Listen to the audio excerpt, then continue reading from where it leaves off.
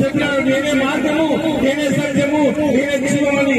పరలోక రాజ్యం చేయాలంటే కేవలం ప్రభువైన యేసుక్రీస్తు మాత్రమే మార్గము, యేసుక్రీస్తులో మాత్రమే జీవం ఉన్నది, యేసుక్రీస్తులో మాత్రమే జీవం ఉన్నది.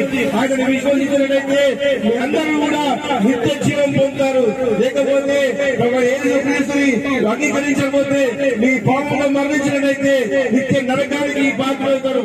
అందుకనే ప్రేమించి ఈ సువార్తను, మంచి వార్తలు, ఎందుకంటే మరణం తర్వాత నిత్య జీవం ఉన్నది.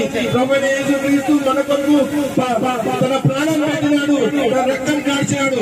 ఆయన రక్తంలో మాత్రమే పాప క్షమాపణ ఉన్నది.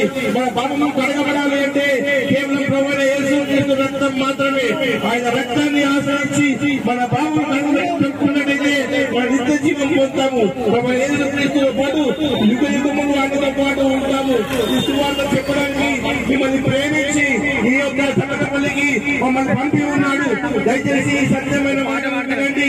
ప్రభువైన యేసుక్రీస్తును అంగీకరించండి, నిత్య జీవం పొందండి.